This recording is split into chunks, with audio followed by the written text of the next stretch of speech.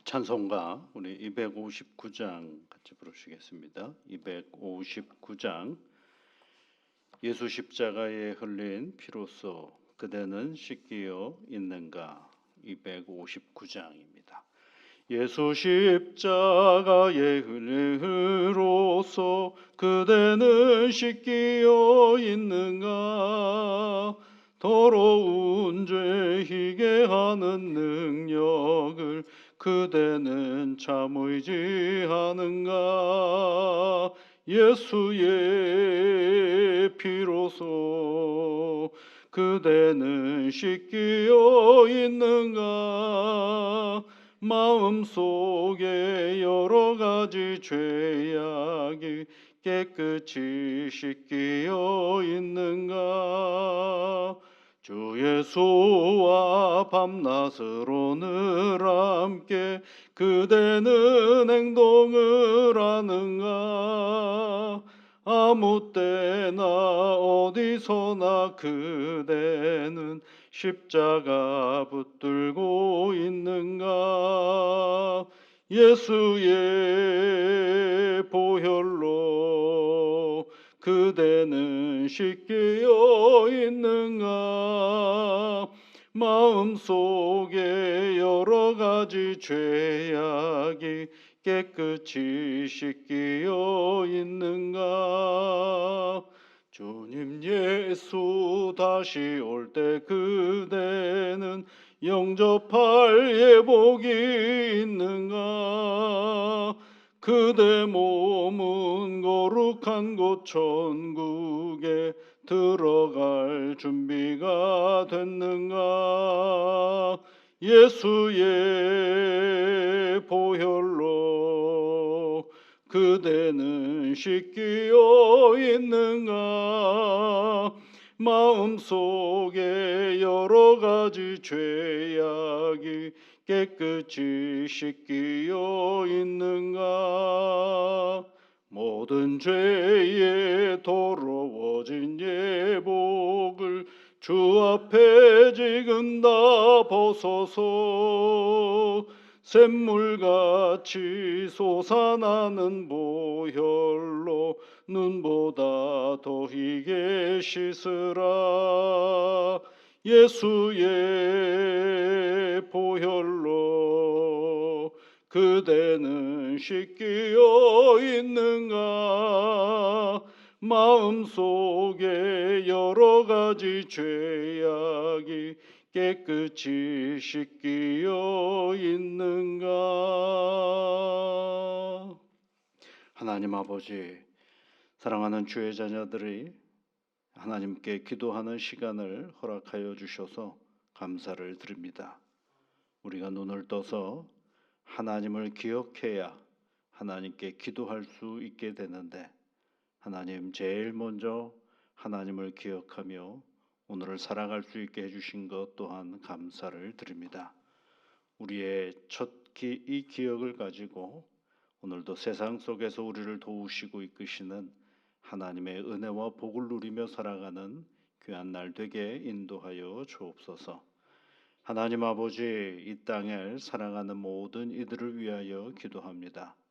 각자 주어진 삶의 터전을 가꾸고 성실히 채워갈 때마다 하나님께서 주시는 복과 은혜가 가득하게 하옵시고, 저들의 삶의 자리 가운데 주님께서 주시는 평강의 은혜와 하나님이 주시는 놀라운 성실의 기쁨이 있는 복된 삶의 터전이 되어줄 수 있도록 은총을 내려 주시옵소서.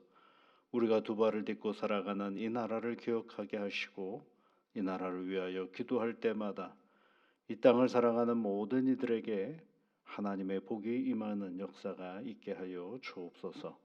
생각이 다른 사람들이 함께 모여 삽니다. 삶의 태도가 조금씩 다릅니다. 그럼에도 불구하고 하나님, 우리가 결코 나를 고집하면서만 이 땅의 삶을 살아갈 수 없음을 지혜롭게 알게 하여 주셔서 격려하고 힘을 주고, 때로는 기다리고, 때로는 아버지 하나님 그 모든 형편들을 끌어안을 수 있는 넉넉함이 이 땅을 살아가는 모든 이들에게 있게 하여 주시옵소서.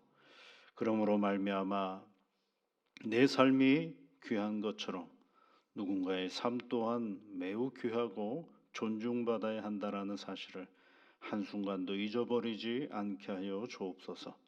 서로가 서로에게 힘이 되는 이 땅의 삶의 터전이 되도록 역사하여 주시고, 나를 위하여 누군가를 이용하려고 하는 더러운 마음은 벗어버리게 하여 주옵소서. 나의 이익이 필요한 만큼 누군가에게도 이익이 있어야 함을 알게 하여 주시사, 무엇보다도 하나님, 사람과 사람의 관계가 도구가 되지 아니하도록 주 하나님께서 늘 새로운 생각들, 판단들을 저희들에게 허락하여 주옵소서. 이 땅에 대통령을 뽑는 일들이 있습니다. 성령 하나님, 정치적으로 혼란스러워지지 않게 하여 주옵시고, 질서와 법과 그 과정들이 다 되어 있사오니 차근차근 모든 일들을 잘 해낼 수 있는 이 나라가 되도록 이끌어 주옵시고, 유권자들에게 지혜와 능력으로 함께하여 주셔서 모든 일들이 순조롭게 진행되는 과정이 되어서 대한민국이 한층 더 발전하는 복된 기회가 되도록 도와주시옵소서. 예수님 이름으로 기도드리옵나이다. 아멘. 오늘 함께 볼 하나님의 말씀은 요한 2서 말씀입니다. 요한 2서 한 장밖에 없죠. 요한 2서는 1장 1절부터 6절까지 말씀을 우리 함께 같이 읽어보겠습니다. 장로인 나는 택하심을 받은 부녀와 그의 자녀들에게 편지하노니, 내가 참으로 사랑하는 자요 나뿐 아니라 진리를 아는 모든 자도 그리하는 것은 우리 안에 거하여 영원히 우리와 함께 할 진리로 말미암음이로다. 은혜와 긍휼과 평강이 하나님 아버지와 아버지의 아들 예수 그리스도께로부터 진리와 사랑 가운데서 우리와 함께 있으리라. 너희 자녀들 중에 우리가 아버지께 받은 계명대로 진리를 행하는 자를 내가 보니 심히 기쁘도다. 부녀여, 내가 이제 내게 구하노니 서로 사랑하자. 이는 새 계명같이 내게 쓰는 것이 아니요 처음부터 우리가 가진 것이라. 또 사랑은 이것이니 우리가 그 계명을 따라 행하는 것이요 계명은 이것이니 너희가 처음부터 들은 바와 같이 그 가운데서 행하라 하심이라. 아멘. 요한에서는 13절로 되어 있는 아주 짧은 서신서입니다. 굉장히 짧죠. 근데 내용을 보면 어디하고 똑같으냐면 요한일서랑 거의 같습니다.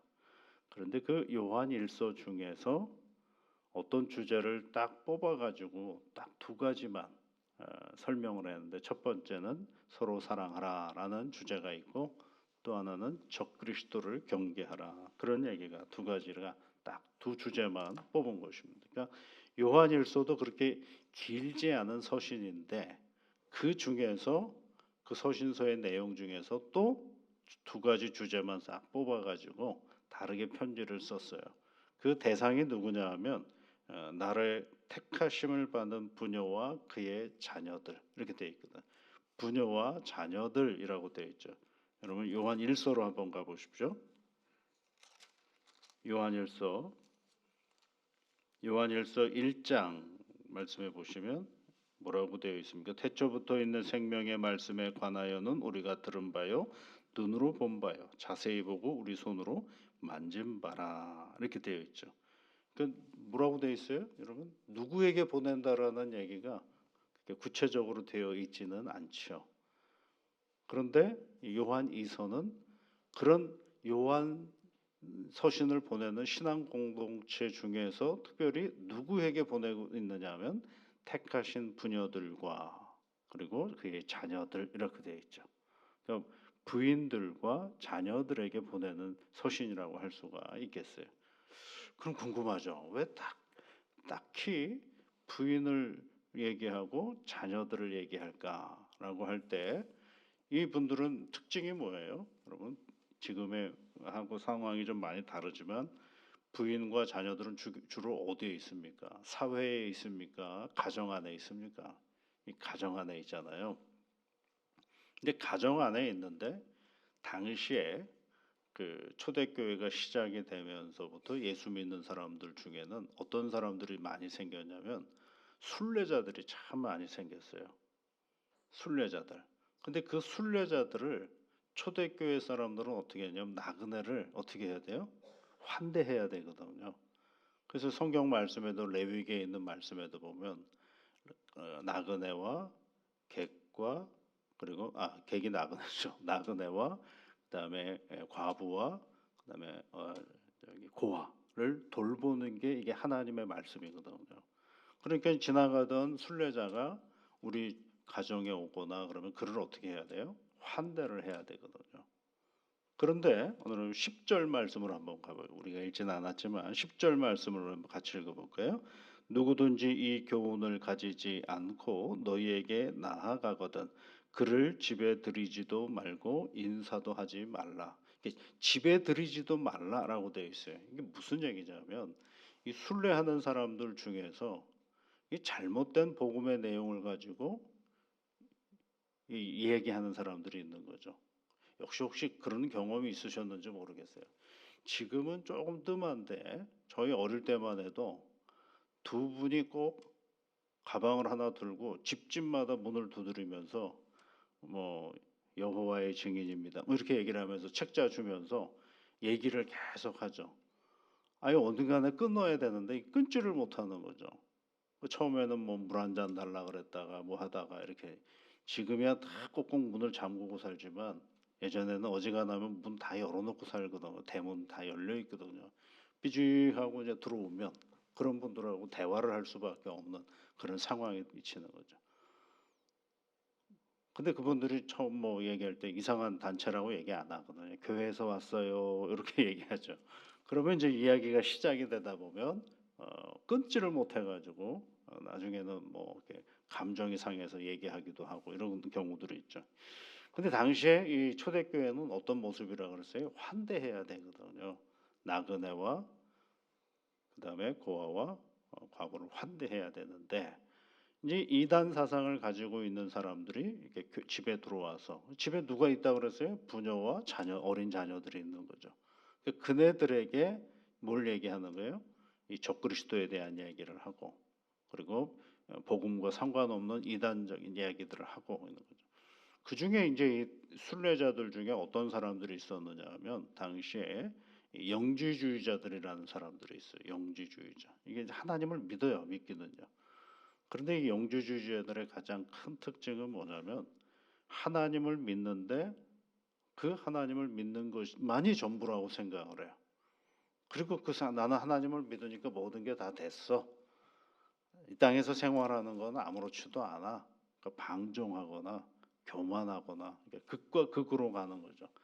이제 그런 사람들이 이제 복음을 훼손하는 일들을 하다 보니까 요한 사도는 그 중에 요한일서를 보내면서 그 중에 특별한 계층이라고 할 수 있는 부녀들과 자녀들에게 이런 일들이 있을 때 조심하라라는 권면의 내용이 바로 이 요한이서에 있는 이 말씀인 것입니다. 그런데 이제 이 요한이서의 말씀을 시작하면서 너희들이 잘못하고 있다로 시작하는 것이 아니라 오늘 성경 말씀에 보면 4절 말씀 끝부분에 보면 내가 보니 심히 기쁘도다 이렇게 되어 있어요. 너무 잘하고 있다라는 거예요. 신앙생활을 너무 잘하고 있어서 내가 이 심히 기쁘다라고 되어 있는 것입니다. 거기 1절에 보면 장로라고 되어 있는데 그 장로는 오늘날에 우리가 말하는 그 장로 제도의 장로는 아니고요. 다 언어는 비슷한데 의미는 당시에 요한 사도가 어떤 좀 나이가 많은 요한 사도거든요. 노구의 요한 사도.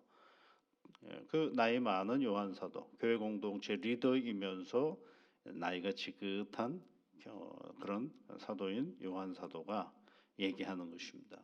근데 그 요한 사도가 믿음 생활 잘하는 걸 보면서 너무너무 기쁘다라는 거예요.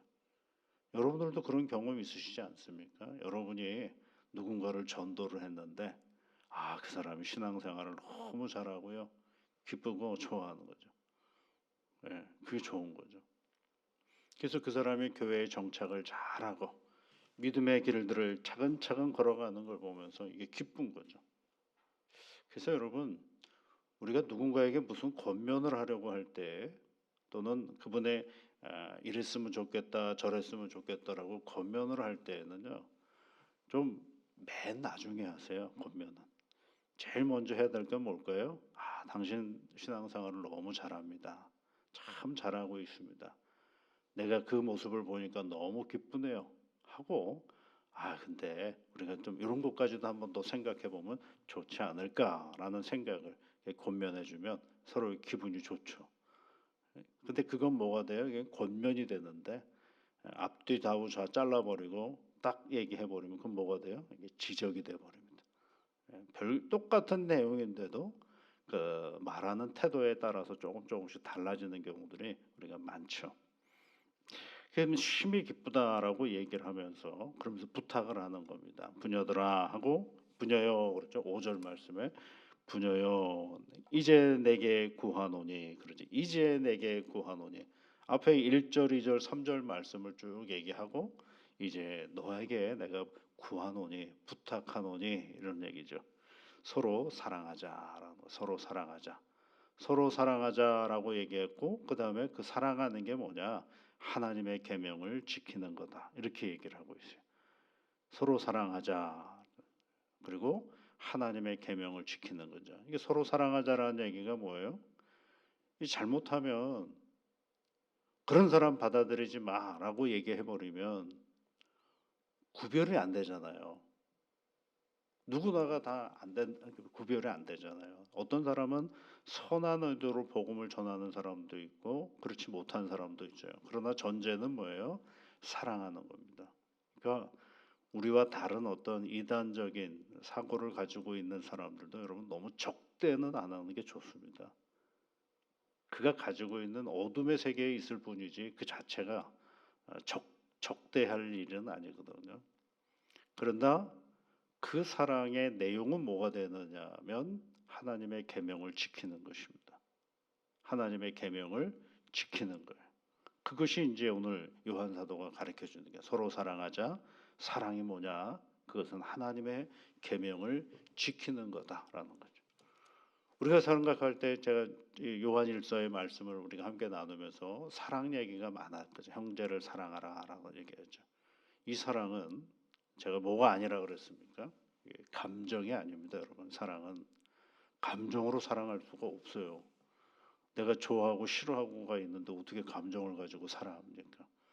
이건 뭐예요? 사랑은 이거는 하나님이 우리에게 주신 믿음 안에서의 철저한 지성과 이성을 가지고 감당할 내용이 바로 이 사랑이에요. 복음에 근본한 사랑입니다. 내 안에서 자발적으로 일어난 어떤 감성이 우리의 사랑이 아니고 철저하게 내 감정과는 상관없이 복음에 근본한 믿음의 태도가 이게 사랑이라는 것입니다. 우리는 자발적으로 우리 안에서 이 사랑의 감정이 밀려올 거라고 생각을 합니다. 오늘은 밀려오는데요. 그 감정이 내일은 미움으로 가는 것이 우리 인생사입니다. 그렇게 사랑했다가도 미움으로 가는 것이죠. 왜요? 그게 다 감정으로 되어 있거든요. 그러나 성경의 사랑은 감정이 아니거든요. 예수님의 사랑이 여러분 감정입니까?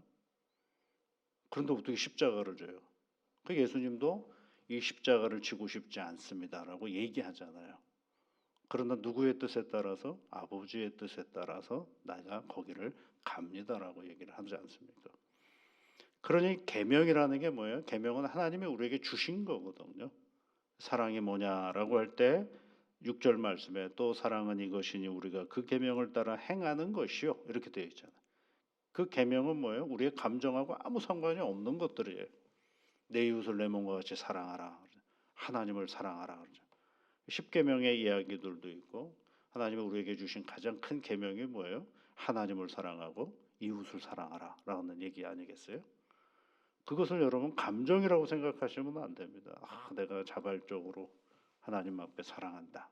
말도 안 되는 소리죠. 그러면 무엇으로부터 시작되느냐면 구원의 은혜로부터 시작이 되는 것입니다. 모리아산으로 이삭을 데리고 올라갔던 아브라함이 감정으로 그걸 했을까요? 감당이 안 되죠. 감정으로는. 그래서 사랑은 이것이다라고 얘기. 서로 사랑하라. 사랑은 이것인데 그 사랑은 뭐예요? 내 안에서 나오는 것이 아니라 내 밖에 있는 계명을 행하는 것이 하나님의 사랑을 드러내는 것이다라고 말씀해 주고 있는 것입니다. 여러분, 오늘도 여러분 사랑하는 사람이 되십시오. 근데 그 사랑은 내 안에서 나오는 게 아닙니다. 그 사랑은 내 안에 있는 것이 아니라 하나님을 향한 우리 믿음의 자리 속에서 나오는 그런 사랑인 것입니다. 착각하시면 안 돼요. 사랑과 동정은 굉장히 다른 것들입니다. 여러분 사랑한다 그러면 다 줄 수 있을 것 같잖아요. 그렇지가 않습니다. 다 주지 못합니다. 굉장히 우리는요, 이 존재 자체, 우리 타락한 인성이 가지고 있는 것들은 한계가 많아요. 그런데 그 한계를 꼭 우리의 정서와 그리고 우리의 감정선에서 정리할 수가 없는 것입니다. 그 믿음 안에서 우리 신앙을 나아가다 보면 그 속에서 뭐가 되냐면 정제되어져 있는 우리의 감정들이 잘 표출되어지는 것을 볼 수가 있습니다. 오늘 우리에게 주신 말씀, 가정 안에 있는 부녀들과 자녀들이 에게 주시는 말씀이죠. 당시에 이단의 그런 순례자들이 우리 가정에 들어왔을 때 그들과 뭐 하라 그래요? 그 계명을 지키지 않는 자들에게는 집에 들이지도 말고 인사도 하지 말라라고 10절에서 말하고 있습니다. 오늘도 주께서 주시는 이 새 하루가 하나님의 사랑을 가지고 살아가는 복된 날 되시기를 주의 이름으로 축복합니다. 우리 같이 기도하겠습니다. 하늘에 계신 우리 아버지, 아버지의 이름을 거룩하게 하시며 아버지의 나라가 오게 하시며 아버지의 뜻이 하늘에서와 같이 땅에서도 이루어지게 하소서. 오늘 우리에게 일용할 양식을 주시고 우리가 우리에게 잘못한 사람을 용서하여 준 것 같이 우리 죄를 용서하여 주시고 우리를 시험에 빠지지 않게 하시고 악에서 구하소서. 나라와 권능과 영광이 영원히 아버지의 것입니다. 아멘.